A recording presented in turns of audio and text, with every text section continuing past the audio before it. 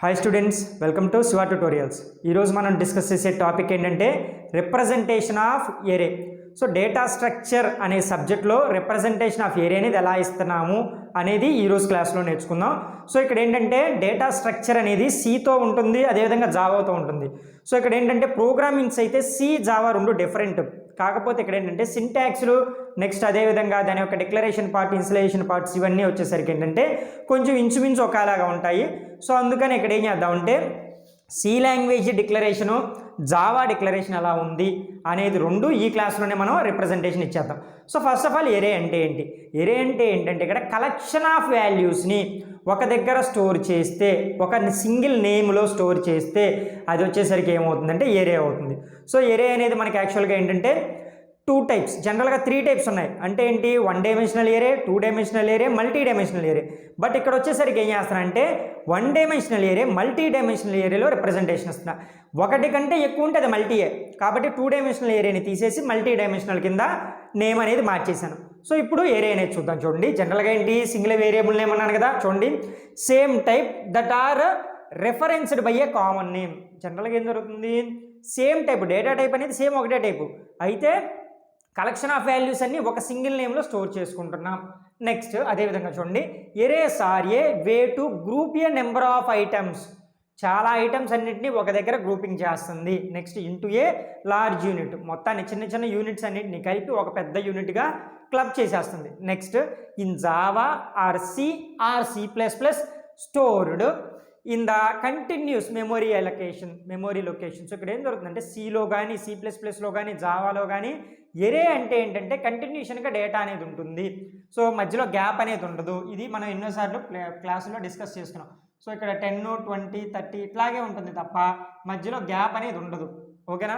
Next చూడండి, the lower bound address correspondence is the first element. So ఇక్కడ చూడండి, మనకి ఎరే అనేది ఎప్పుడైనా ఎలా స్టార్ట్ అవుతుందంటే 0తో స్టార్ట్ అవుతుంది.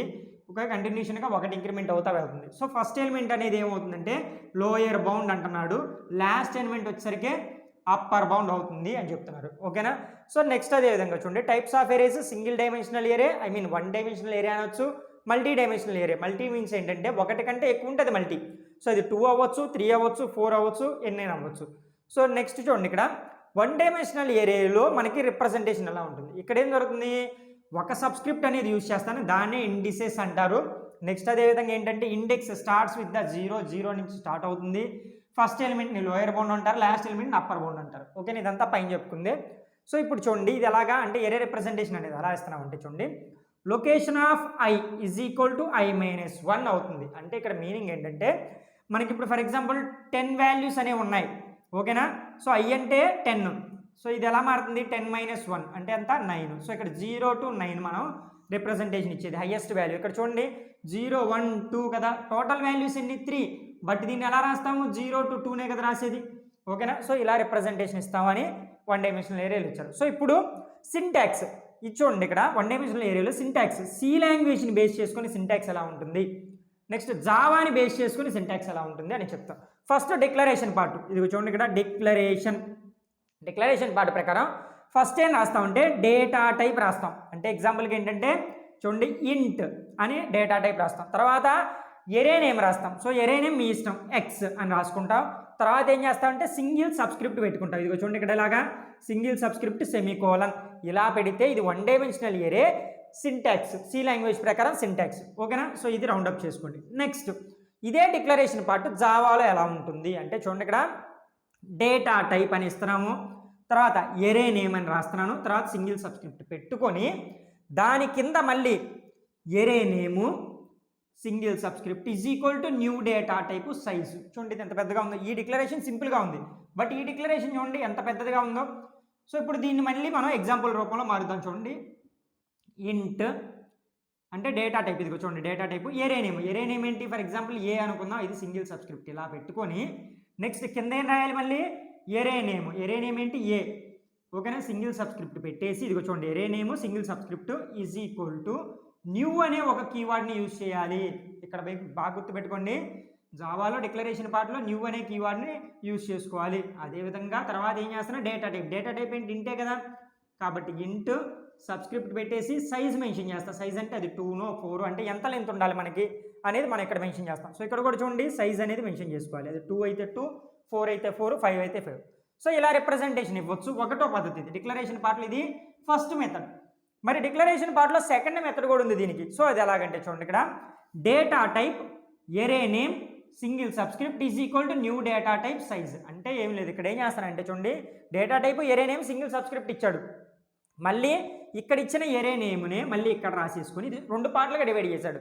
ఎరే name subscript is equal to new data type size అని ఇచ్చాడు. అంటే దీనికి ఒక ఎగ్జాంపుల్ చెప్తాను చూడండి మీకు. ఇంట్ ఏ అని మెన్షన్ చేసి ఏ ఈజ్ ఈక్వల్ టు 10 అని మెన్షన్ చేశాను. ఓకేనా? ఇలా రాసినా ఒకటే, అలా కాకుండా డైరెక్ట్గా ఇంట్ ఏ ఈజ్ ఈక్వల్ టు 10 అని రాశాను, అలా రాసినా ఒకటి. సో ఇది వచ్చేసరికి అది డైరెక్ట్గా రెండింటిని క్లబ్ చేసి రాసేసాడు. సో దీనికి కూడా ఒక ఎగ్జాంపుల్ రాస్తాను చూడండి. ఫర్ ఎగ్జాంపుల్కి ఏంటంటే ఇంట్ ఎరే నేమ్ ఏంటంటే a subscript is equal to new, next int size ఎంత 2నో 4ఓ 5. సో ఇట్లాగా. ఓకేనా? అంటే ఇలా రాసినా ఒకటే, ఇలా రాసినా ఒకటే. ఇలా డిక్లరేషన్ పార్ట్ చేసుకోవచ్చు. సి లాంగ్వేజ్లో డిక్లరేషన్ పార్ట్, జావాలో డిక్లరేషన్ పార్ట్, 1 డైమెన్షనల్ ఏరియాకి. నెక్స్ట్ చూద్దాం చూడండి, సి లాంగ్వేజ్లో మనం ఇన్సిలైజేషన్ పార్ట్ ఎలా చేస్తాము అంటే ఇది చూడండి, ఇక్కడ ఇది ఇన్సిలైజేషన్. సో ఇన్సిలైజేషన్ డైరెక్ట్గా చూడండి, టైపు డేటా టైపు, తర్వాత ఎరే నేము, తర్వాత సైజ్ మెన్షన్ చేసి is equal to collection of values రాసేయచ్చు. ఓకేనా? సో రకరకాలుగా ఇంకా రాయొచ్చు, ఇవన్నీ తర్వాత మనం చూద్దాం. నెక్స్ట్ చూడండి, దీనికి ఎగ్జాంపుల్ ఇంట్ ఏ సబ్స్క్రిప్ట్లో మనకి 5 అని ఇచ్చాను, is equal to collection of values రాశాను. ఓకేనా? సో ఇది ఇన్సిలైజేషన్ పార్ట్. నెక్స్ట్ ఏంటంటే జావాలో ఇన్సిలైజేషన్ ఎలా చేస్తాము. డిక్లరేషన్ అంటే చాలా పెద్దగా ఇచ్చేసాం. డిక్లరేషన్ పార్ట్ ఇచ్చిన తర్వాత మనం ఇన్సిలైజేషన్ పార్ట్ ఎలా ఇస్తామంటే చూడండి, సింపుల్గా ఇక్కడ మనం ఏదైతే రాసామో చూసారా, ఇక్కడ ఏదైతే రాసామో అలాగే రాస్తాం జావాలో కూడా, సేమ్ యాజ్ ఇట్ ఈస్. చూడండి ఇక్కడ ఇంట్ ఏ, ఇది చూడండి సబ్స్క్రిప్ట్లో 5 is equal to collection of values. ఓకేనా? ఎన్ని వాల్యూస్ అయినా మనం రాసుకోవచ్చు. 5 కాబట్టి 5 దాకా రాస్తాను. ఓకేనా? అంతకంటే తక్కువ రాసుకోవచ్చు. సో ఇది ఇన్సిలేషన్ పార్ట్. డిక్లరేషన్ పార్టే పెద్దది, ఇన్సిలేషన్ పార్ట్ సేమ్ అంతే. Next 2 dimensional area. So 2 dimensional ఏరియాలో మనకి ఏముంటాయి, 2 సబ్స్క్రిప్ట్స్ ఉంటాయి.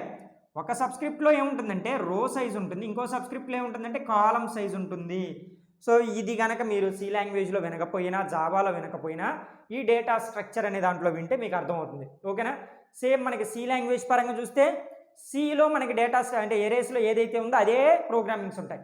జావా పరంగా ఎరేస్ చూస్తే సేమ్ అవే ప్రోగ్రామ్స్ ఉంటాయి. ఓకేనా? సో ఇప్పుడు చూద్దాం చూడండి, దీని యొక్క డిక్లరేషన్ పార్ట్, డైరెక్ట్గా ఇన్సిలేషన్ పార్ట్, ఈ 2 చూసేద్దాం చూడండి. సో డిక్లరేషన్ పార్ట్ అంటే ఎలా ఉంటుందంటే ఇక్కడ రాస్తున్నాను చూడండి క్లియర్గా మీకు. సో ఇక్కడ దీన్ని క్లీన్ చేసేద్దాం, డైరెక్ట్గా డిక్లరేషన్ పార్ట్ రాద్దాం, తర్వాత ఇన్సిలేషన్ రాద్దాం. ఇక్కడ డైరెక్ట్ ఇన్సిలేషన్ రాశాను. సో డిక్లరేషన్ పార్ట్ ఎలా ఉంటుందంటే చూడండి, ఫస్ట్ ఏం చేస్తున్నామంటే మనం టైప్ డేటా టైప్ రాస్తాము, తర్వాత ఎరే నేమ్ రాస్తాను, తర్వాత 2 సబ్స్క్రిప్ట్లు పెట్టేస్తాను. ఫస్ట్ వన్ వచ్చేసరికి ఏంటి రో సైజు, సెకండ్ వన్ వచ్చేసరికి ఏంటి కాలం సైజు, ఇలా రాస్తాను. నెక్స్ట్ ఇన్సిలైజేషన్ ఎలా చేస్తానంటే చూడండి, ఇక్కడ సేమ్ టైపు ఎరే నేము రో సైజు కాలం సైజు, ఈ సెమీకాలం తీసేసి ఇక్కడ is equal to collection of values రాస్తా. 1 2 3 4 5 ఇట్లా వాల్యూస్ రాసేస్తాం. సింపుల్ అంతే. ఓకేనా? రో సైజ్ కాలం సైజ్ పెట్టి సెమీకాలం పెడితే డిక్లరేషన్, తర్వాత ఈజ్ ఈక్వల్ టు పెట్టి మనం కలెక్షన్ ఆఫ్ వాల్యూస్ రాస్తుంది, ఇన్సిలైజేషన్ అవుతుంది.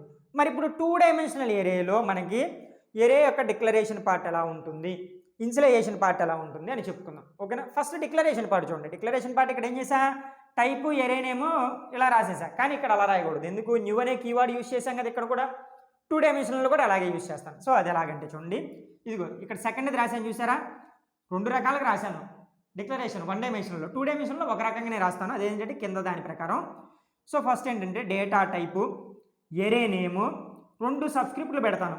ఓకే, ఇవి ఎంటీవి is equal to new data type row size కాలం సైజ్ అని రాసుకోవాలి. ఓకేనా? రో సైజ్ ఇక్కడ మెన్షన్ చేయాలి, అంటే 5 అయితే 5, ఇట్లాగా 5/5, 5 × 5 25. సో అట్లాగా మనం మెన్షన్ చేసుకోవచ్చు. ఇన్సిలైజేషన్ పార్ట్ ఇక్కడ కూడా చూడండి, డిక్లరేషన్ పార్ట్స్ అనేవి డిఫరెంట్, ఇన్సిలైజేషన్ పార్ట్ సేమ్. ఇక్కడ కూడా అంతే, డిక్లరేషన్ పార్ట్ అనేది డిఫరెంట్ ఉంటుంది, ఇన్సిలైజేషన్ పార్ట్ మాత్రం డైరెక్ట్గా ఒకే వాల్యూ ఉంటుంది. సో అది ఎలాగంటే చూడండి, డైరెక్ట్గా ఇంట్, ఇది ఇక్కడ రాసినట్టే టైప్ అంటే ఏంటి ఇంట్, ఏరేనేమంటే ఫర్ ఎగ్జాంపుల్ ఏ రో సైజు మెన్షన్ చేసేసి ఇక్కడ కలెక్షన్ ఆఫ్ వాల్యూస్ రాసేస్తాయి. ఇక్కడ కూడా అంటే ఇంట్ ఏ రో సైజు కాలం సైజు మెన్షన్ చేసేసి కలెక్షన్ ఆఫ్ వాల్యూస్ అనేవి రాసేస్తాను. ఈ కలెక్షన్ ఆఫ్ వాల్యూస్ ఇచ్చేది ఏంటంటే మనకి డిఫరెంట్ మెథడ్స్ ఉంటాయి. అది సి లాంగ్వేజ్లో చెప్పాను, జావాలో చెప్పాను. నెక్స్ట్ ప్రోగ్రామింగ్ చెప్తాను కదా, 1 డైమెన్షనల్ గురించి సపరేట్గా మళ్ళీ క్లాస్ ఉంటుంది, 2 డైమెన్షనల్ గురించి సపరేట్గా ఉంటుంది. అంటే సి లాంగ్వేజ్లో 1 డైమెన్షనల్ ఏరియా ఎలా ఉంటుంది, జావాలో 1 డైమెన్షనల్ ఎలా ఉంటుంది, మళ్ళీ సి లాంగ్వేజ్లో 2 డైమెన్షనల్ ఎలా ఉంటుంది, జావాలో 2 డైమెన్షనల్ ఎలా ఉంటుంది అనేది సపరేట్ వీడియోస్ ఉన్నాయి. సో ఆ వీడియోస్ అన్నీ మళ్ళీ ఫర్దర్ క్లాసుల్లో డిస్కస్ చేసుకుందాం.